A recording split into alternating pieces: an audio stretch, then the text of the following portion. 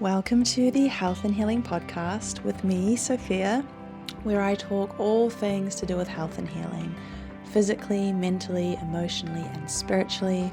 I share insights from personal stories, client wins, chats with other practitioners, and offer nourishing support for those navigating the healing path. Now, if you are wanting to feel healthier, more at home in your body, and in love with your life, then you are in the right place, my love. Enjoy the episode.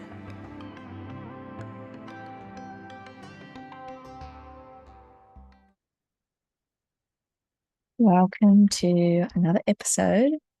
Today we're going to talk all about the nervous system and the role the nervous system plays when it comes to chronic illness and health in general.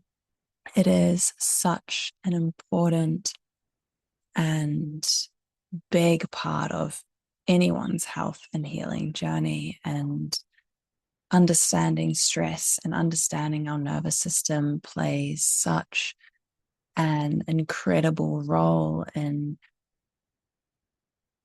knowing how we can move forward for ourselves, knowing how we can take care of ourselves and what the body actually needs. So you can grab yourself a cup of tea or continue doing what you want to be doing throughout the day.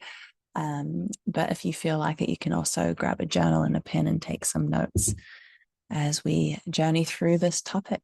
So I want to start with sharing a little bit about my experience with stress, my experience with my own nervous system, and how I really came to understand just how important it is. So growing up, while I didn't really recognize it at the time because it was normal for me, it was just all I knew, I experienced chronic stress. I found so many things uncomfortable. I really struggled with school, not necessarily academically, but socially, and just the whole environment. And I always found myself, growing up, I always found myself feeling so uncomfortable in my own body, and like I couldn't be myself, even as a younger child. And I remember as I got older and I started to recognize this pattern and I felt tension release in my body, I didn't even know before that, those moments of release, that I had been clenching through my whole body for as long as I could remember. Just micro tensions being stored in my body because of how hypervigilant I was, how paranoid I was, how uncomfortable I was in my body, how unsafe I felt in my body. That was my whole existence for a long time, just because for whatever reason, my hypersensitivity or how I made sense of the world, I just developed these patterns where my body was constantly perceiving threats and constantly felt unsafe in the environments I was in. Now, don't get me wrong, I obviously had some really beautiful experiences and I had really loving family and really beautiful support. This is less about them. This is less about the people in my life that I had. And this is more about how I made sense of the world, how I internalized my own being and my own body and my own existence. And I don't feel the need to necessarily know why. I just know that it was true and it was real, and it's been part of my journey to become who I am today, to be able to heal through my body and reclaim health. And so that's kind of where I come from when it comes to chronic stress. It took me, over 20 years to really know my body, to really understand.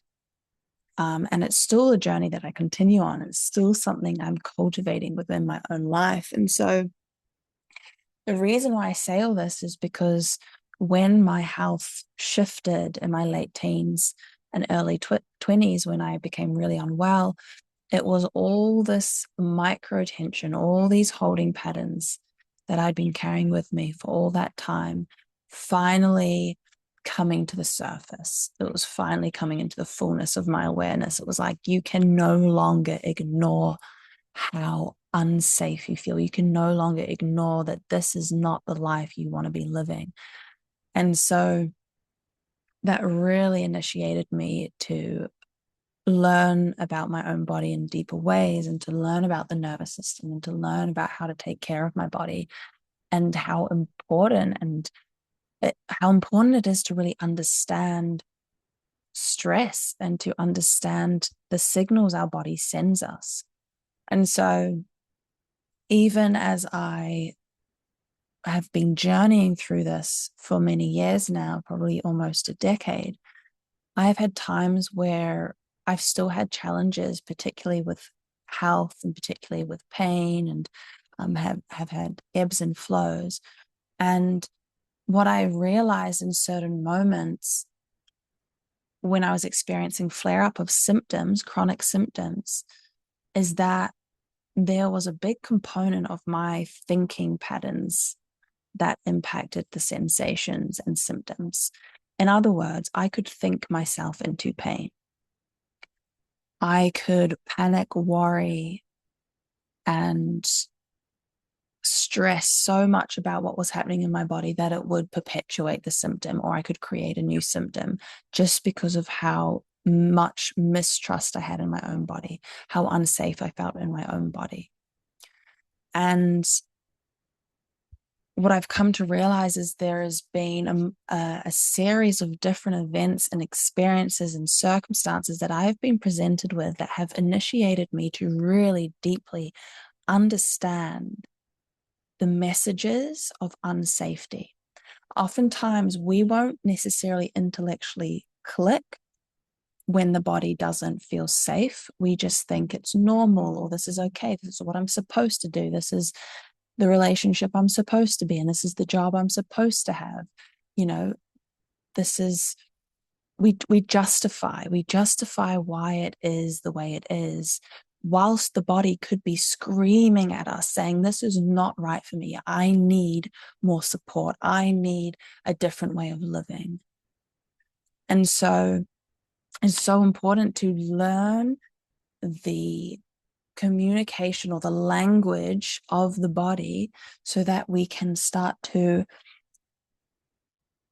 I was going to say bypass, but not bypass the mind, but enter direct into the body and formulate the awareness through the mind and make sense of what the body is saying, so that when we have those niggles that's telling us that something is off, we know how to listen, we know how to respond, and we know how to better take care of our bodies. So the reason why the nervous system is such a big part is because if our body is perceiving a threat, the body feels unsafe. And so it's going to use its energy and resources to prioritize survival-based activity within the body. So this could be hypervigilance or muscle tension.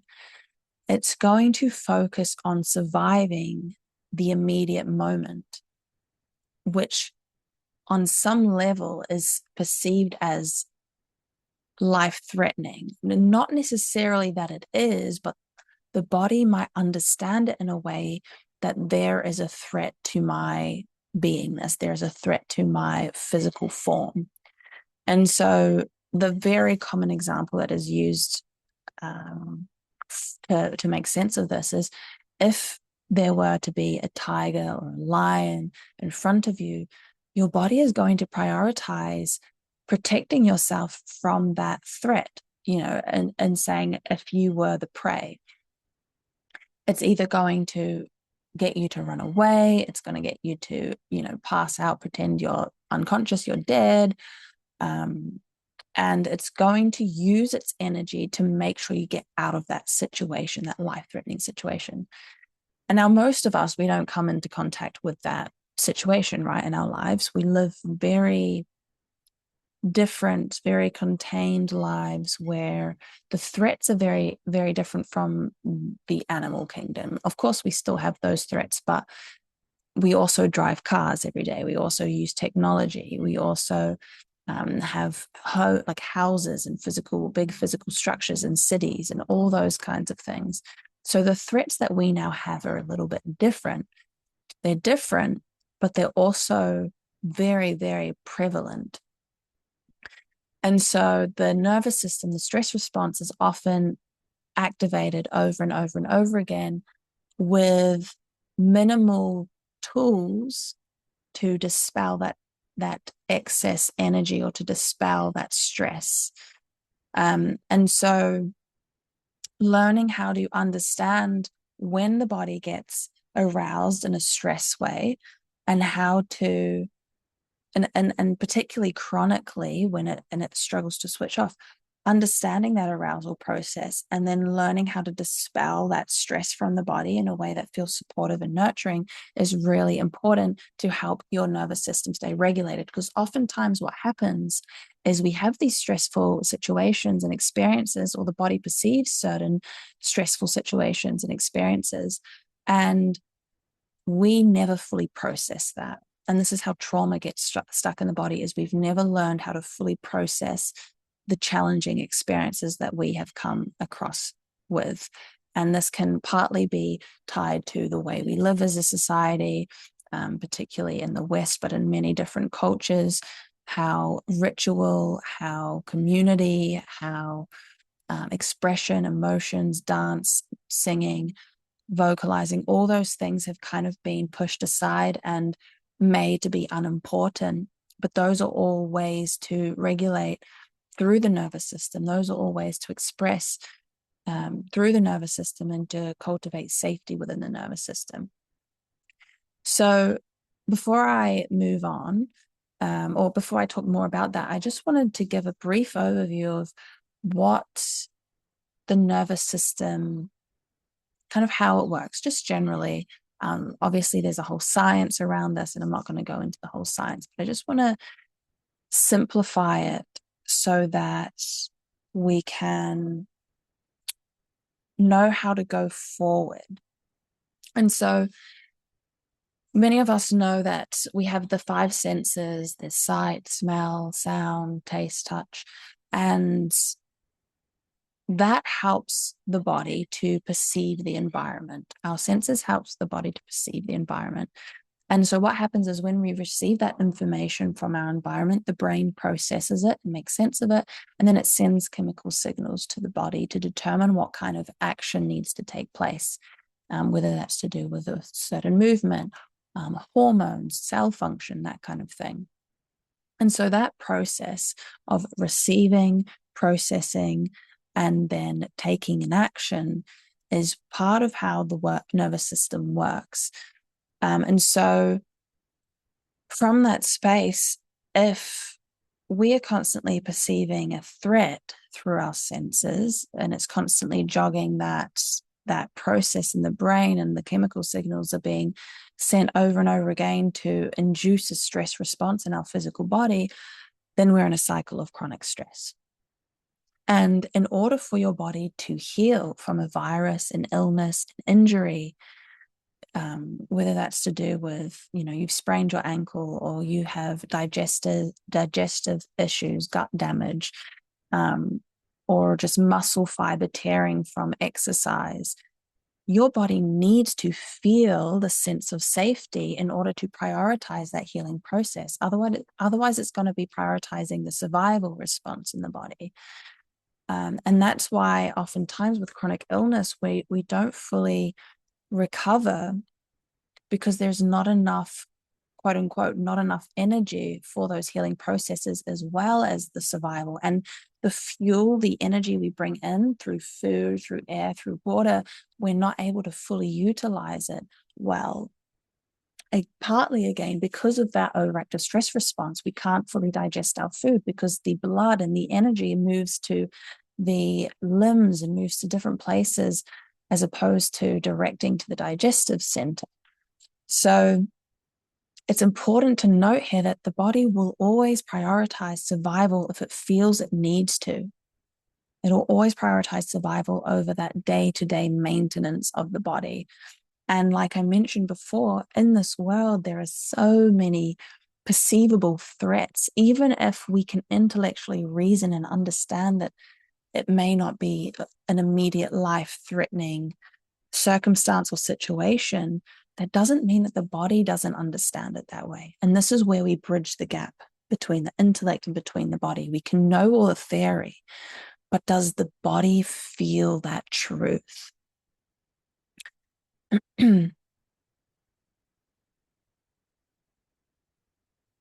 So I want to talk or briefly give an overview of some signs and symptoms of chronic illness that can indicate that that illness or that health challenge is linked to the way your nervous system is functioning.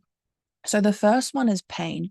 Pain is chronic pain that has been prolonged for months or years, usually always has a tie to the nervous system. And particularly if the pain moves around the body, and it can be random or it can seem random, and you have flares, and some days are really bad and some days are okay. Yeah, this really comes back to your body perceiving threats and running these pathways, these familiar pathways. And so part of healing through pain is really bringing in the sense of safety into the body. And it can seem counterintuitive when you have this flare up of excruciating pain in the body, and like your body is breaking and it's all falling apart and you don't know how to go forward. You don't know if you're going to wake up tomorrow. It can be really challenging to then face that situation and be like, okay, but I'm safe, when the body is screaming, I don't feel safe. I don't feel safe. And this is what the tools of working with the nervous system, somatic practices, are really, really supportive for, is it helps you to communicate to the body that it is safe. So pain is one of them. And then another one is if you find yourself getting really anxious, panicked, or obsessed, or overwhelmed with the symptoms that you experience in your body or any diagnoses you get. So, for example, you might find yourself kind of going through this loop of continuously trying to find the answers, trying to find solutions to this problem you feel in your body. And you end up in late night doom scrolls, Dr. Google. You feel really anxious and unsettled in your body. You keep trying to find different practitioners and all these things. You're on this endless loop of finding the answers. That again is your body feeling really unsettled and really stressed, or it can play a role in it. And so you're looking for this answer outside of yourself, which, don't get me wrong, there is 100% a place for that. There are so many helpful tools and resources out in the world. But if that process of seeking and finding the answers is in itself incredibly stressful and incredibly unsettling for the body, it indicates that part of the reason the symptom is there is because that nervous system is still playing out survival patterns and hypervigilance patterns. And so another one is to do with, you have had a lot of experiences. You've gone to many practitioners, maybe doctors, specialists, nutritionists. You've tried to see a whole bunch of different people. You've tried the medications. Maybe you've tried some dietary changes, and some of it helps temporarily, but then it gets worse, or you develop a new symptom and it hasn't resolved. And so you then kind of get into this space of confusion. But more to the point is, it indicates that you're not addressing the underlying root cause and the relationship to the nervous system for the body to continue playing out chronic health symptoms and expressions through the body. And there can also be, physical factors, environmental toxins and things like that. And sometimes the people, the practitioners you have seen have just not had the right, quote unquote, right answer for you. But even like at that stage, there is usually always a nervous system component, because the body is incredibly resilient. The body can withstand a lot, but only if it has the capacity to. If it's already feeling vulnerable, weakened, and unsettled, unsafe within itself, it does not have as much capacity to endure some of these environmental challenges that we are faced with.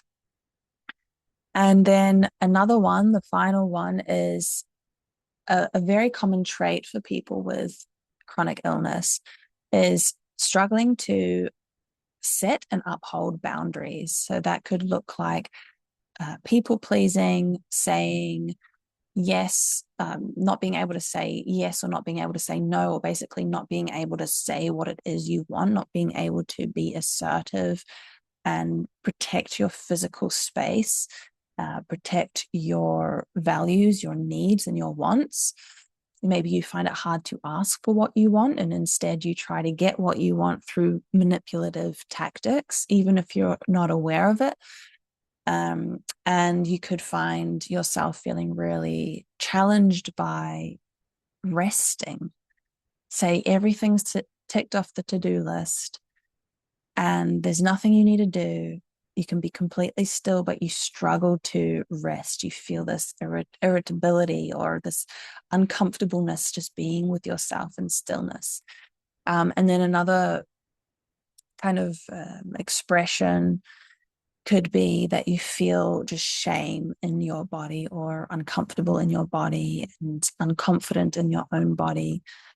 And those can all be indications that your nervous system doesn't feel safe for you to fully be you, for you to fully express yourself in your body. Like the body, like we're very physical beings in a lot of ways. And part of the way we regulate is to move and to express and to vocalize and to set physical boundaries that protects our space, that protects our function.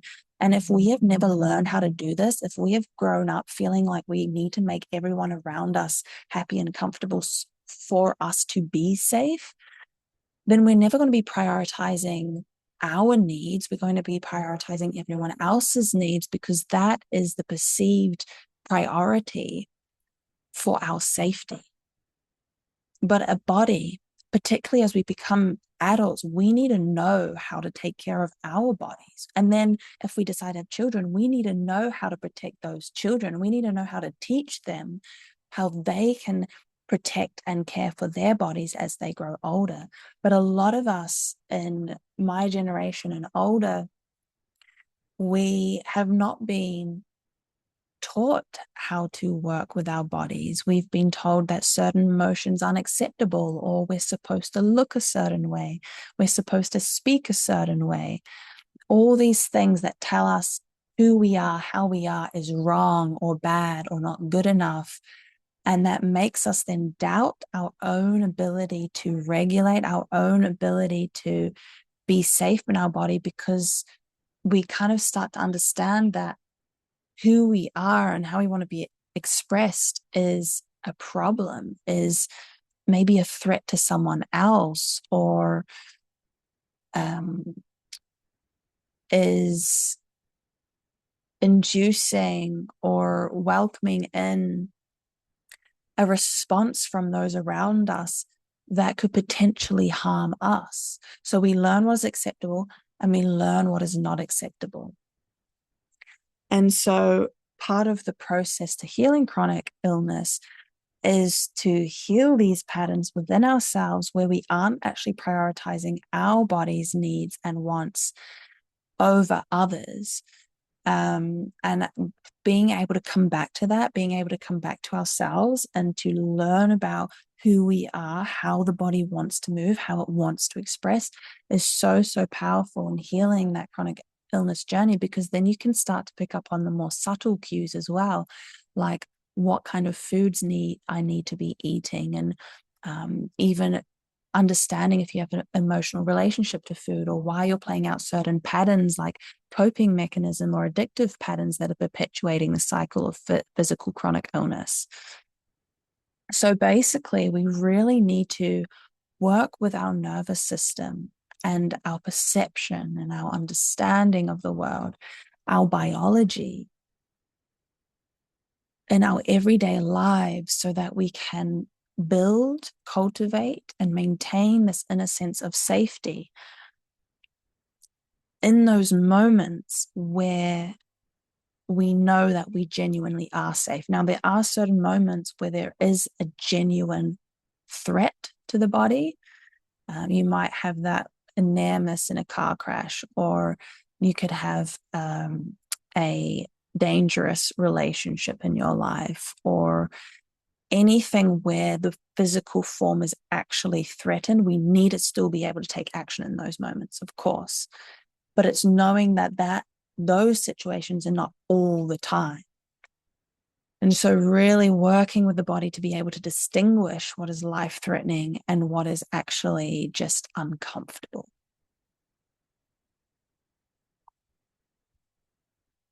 And so as adults and in the society that we live in, we have access to our needs. We have access to resources like education. Most of us, almost all of us, if you're listening to this, you have technology, you have the internet. You can educate yourself. We have food, we have water, we have shelter, and we can take care of our basic needs that maintains our physical body. And so really we are quite safe in that way. We have so much access to resources in a way a lot of animals don't, or in a way where we did not have this kind of access to resources years and years ago. And so we just need to allow ourselves to be able to adjust to the changing environment and to reconnect to the body in such a way where we know how to move through the tense moments, the uncomfortable moments, the sensations that are kind of niggling in the background.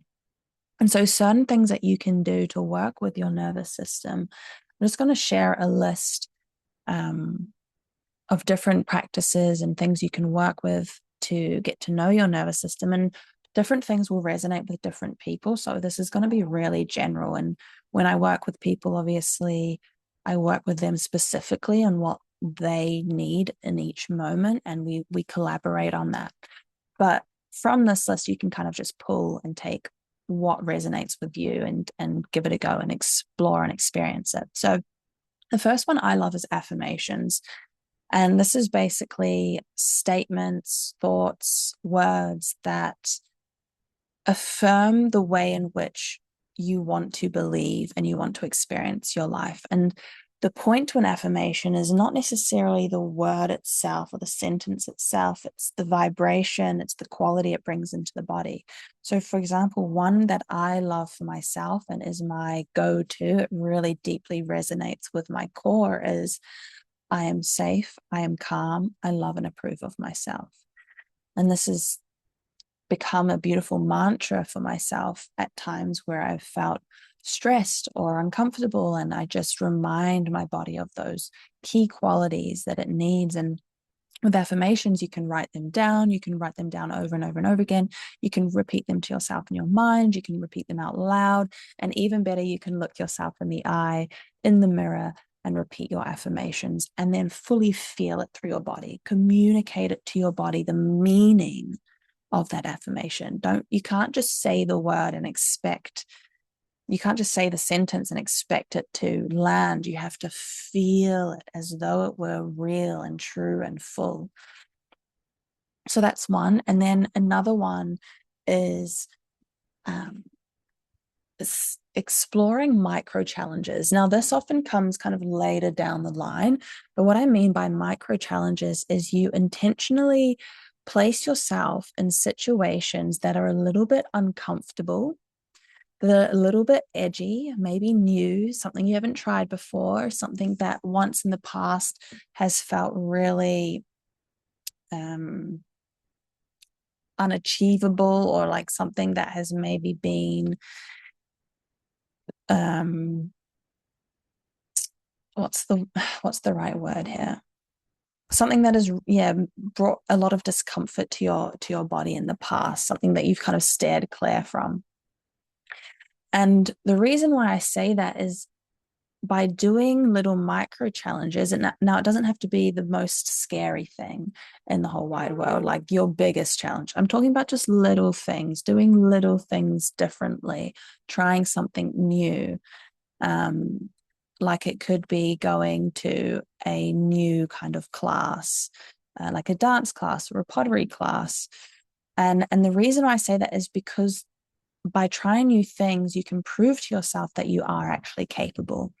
And that's why I say this usually comes later on, because sometimes if we're still feeling really vulnerable within ourselves, we actually don't feel capable. And our micro challenges can just trigger our vulnerability and that feeling of not being capable, which makes us kind of lose trust in ourselves a little bit more. So working with micro challenges in a way where you feel like you have the capacity, the space, and the energy to actually confront the challenge and to actually rise into it and be able to affirm to yourself that you have got this. So timing for that one is really important. Another one is really stepping into self-pleasure, exploring your body in ways that feels really good. This doesn't have to be in like a sexual way, although it can be really sensual. Tuning into all the different senses. So you can be touching your body, noticing what feels really nice through the senses, maybe what feels not so nice.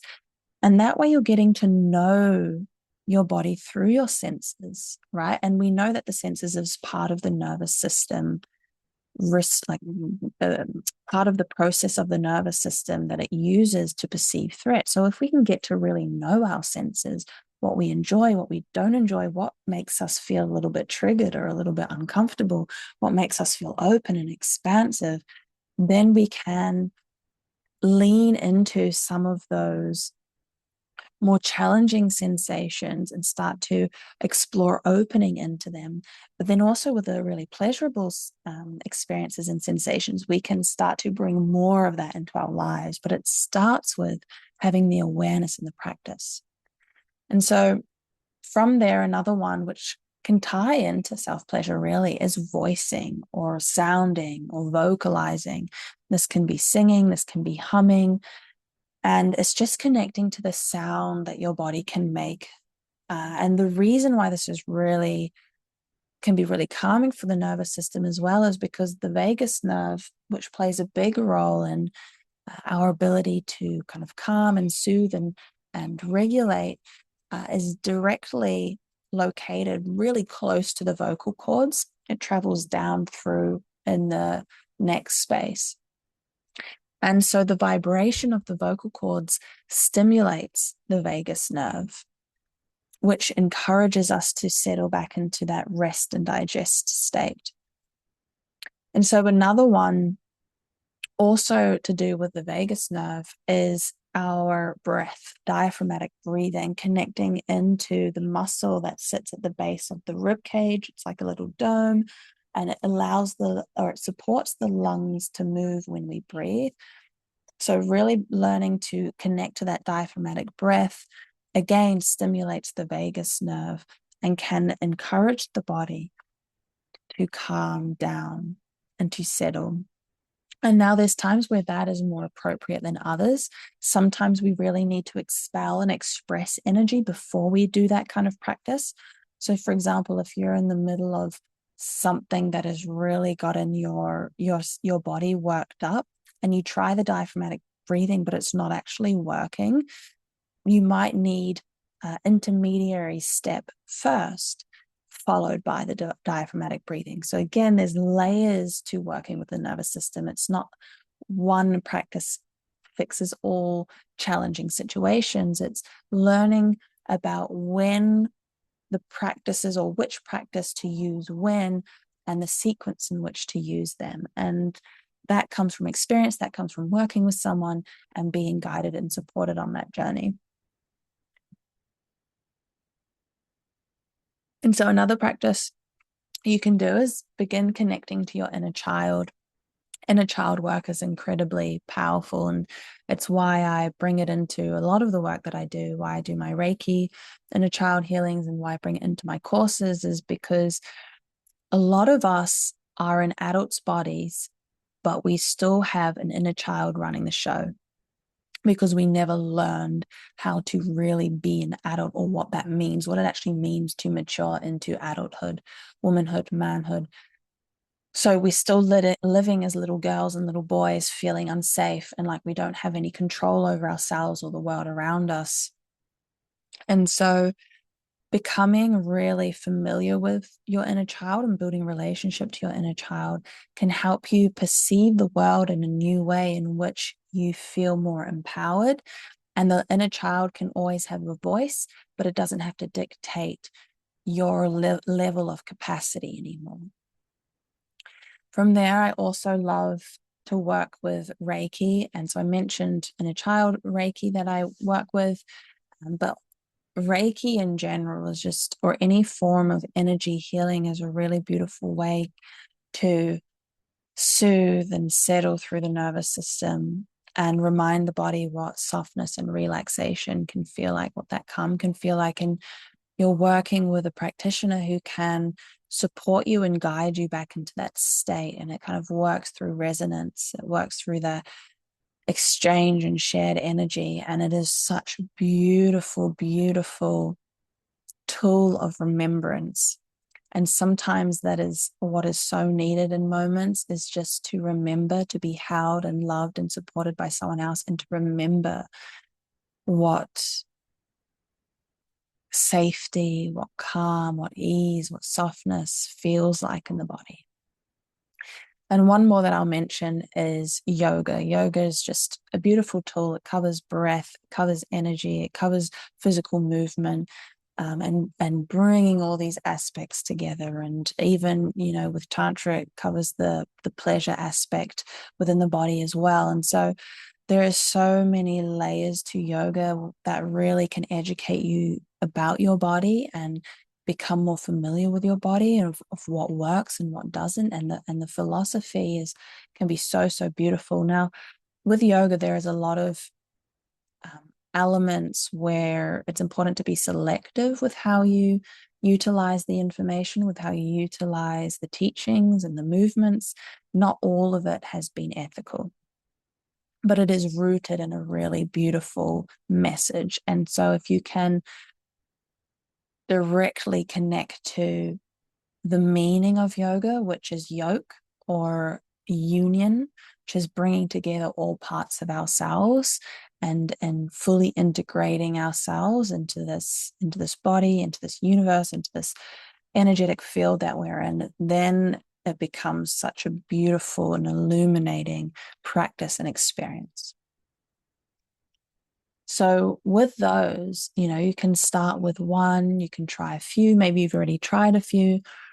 And like I said before, it's learning how to layer these practices, learning how to know which practice is appropriate for this moment. And, part of that is a practice of trial and error. Like I said, a lot of us weren't necessarily raised with really solid regulatory tools for our bodies and our nervous systems. And so we're kind of learning this at an older age. We're learning this as adults. And it takes a bit of time. It takes a bit of experience, and working with others and coming together in community to educate one another is really, really part of the process, and really healing in that process, as well as learning to trust community again, learning to trust one another again.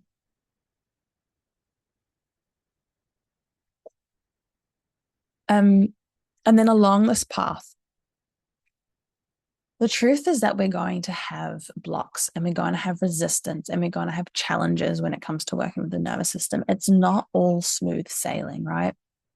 There's going to be a part of us within that does not want to do the work. We're going to resist it. You're going to want to have the extra coffee, even though it does not sit well with you. You're going to want to have those late night snacks.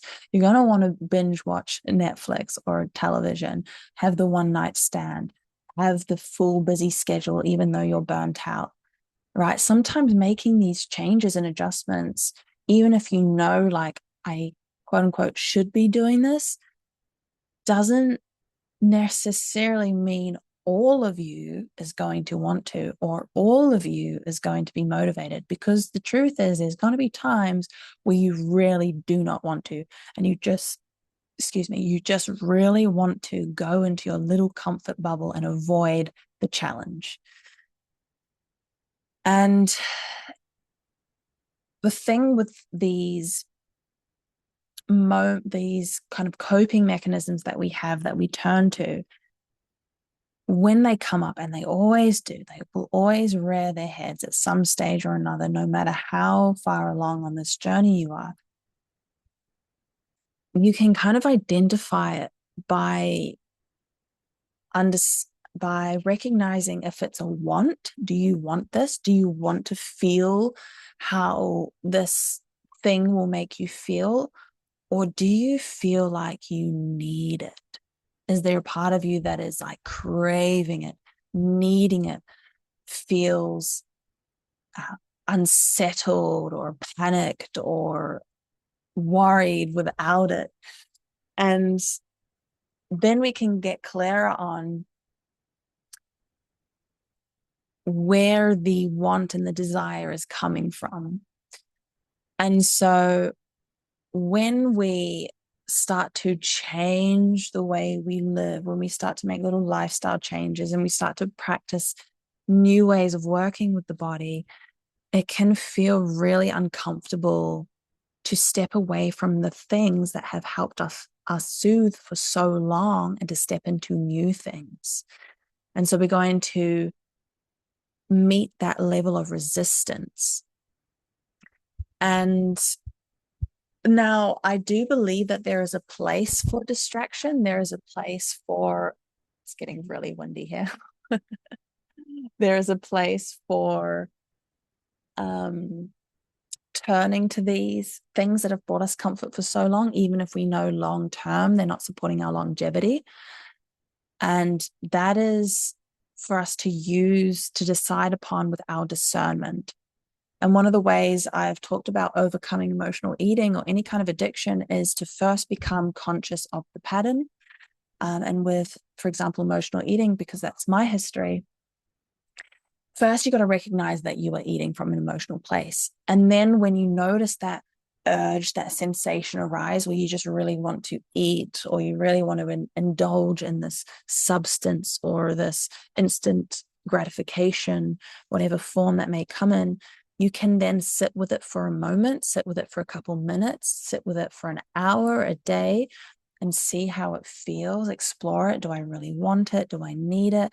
Can I live without it? And explore the nuances of it. And if at the end of that practice, of that self-awareness practice, you still feel like, yes, I just feel like this is what I need in this moment, you can still turn to it.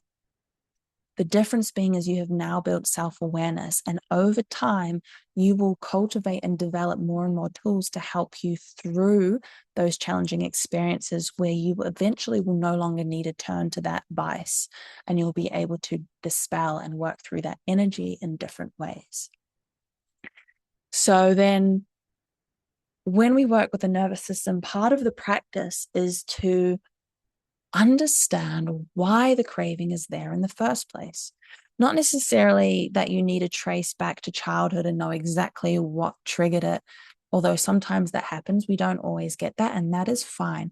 More so, why the craving is there, and in the sense of what need is that craving trying to fulfill? What are we missing in our lives that this craving and indulging in it will fulfill that need, or bandage or band-aid that need for the time being? And it often isn't long term. It's often a temporary kind of fixture. So what are we missing? Is it love? Are we missing touch? Are we missing pleasure? Are we missing that sense of safety? Are we missing comfort? Are we missing connection and intimacy? Those are the underlying things that the body is wanting. And there are so many different ways that we can cultivate that and practice that in our body that don't ask us or don't need us to implicate our health and our well-being to fulfill the need.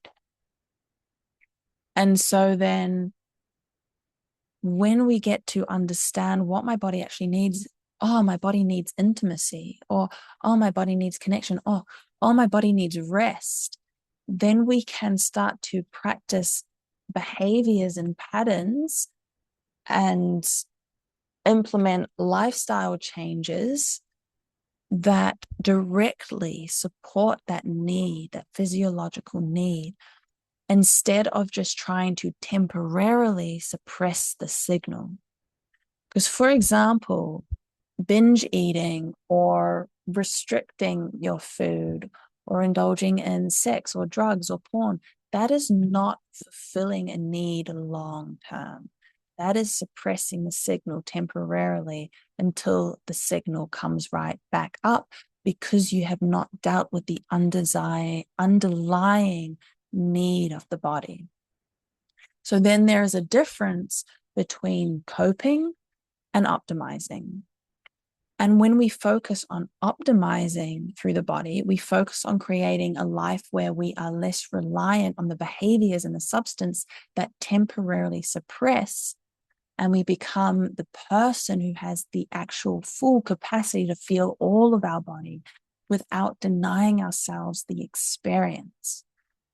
So then when we have this connection, we can start to really truly address the underlying need of the body and not just the surface level of how can I get rid of this uncomfortable feeling.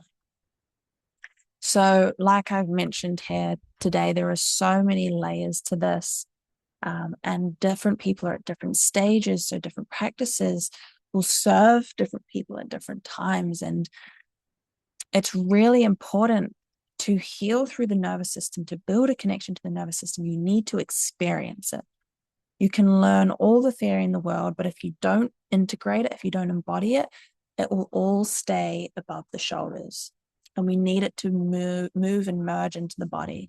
And so this is why I have pulled together and created this beautiful nervous system soothing course for women. I'm working directly with women because often women's needs a difference on their nervous system healing journey.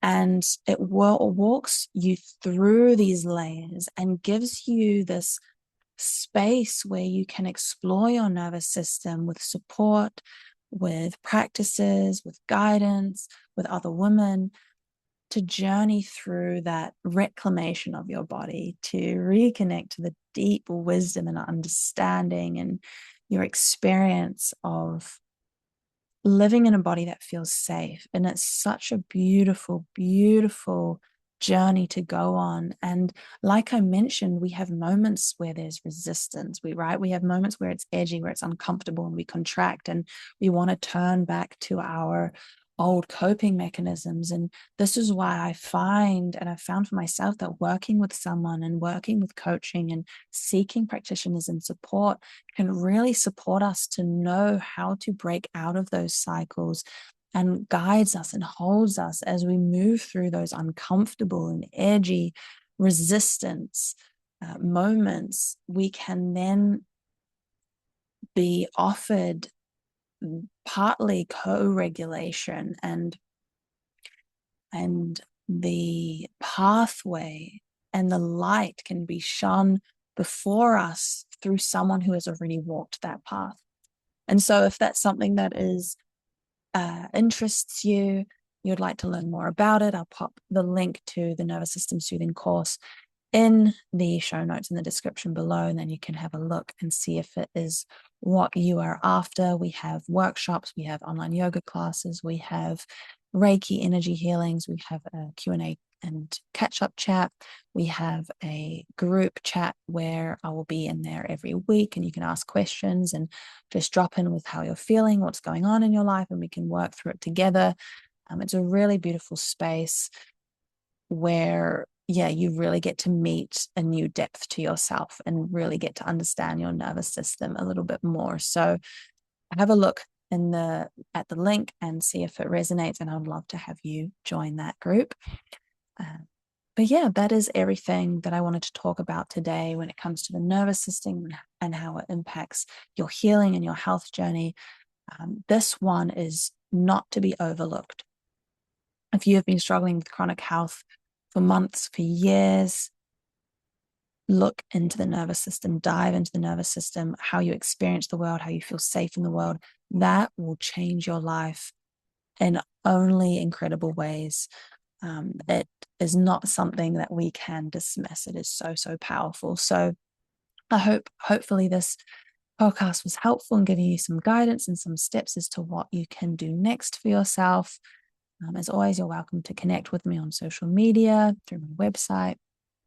Would love to hear from you, hear how you found this and what you have learned and what you have taken away for yourself. But yeah, I'm going to leave it there now. Have a beautiful rest of your day, a beautiful rest of your week, and I will speak to you all very soon.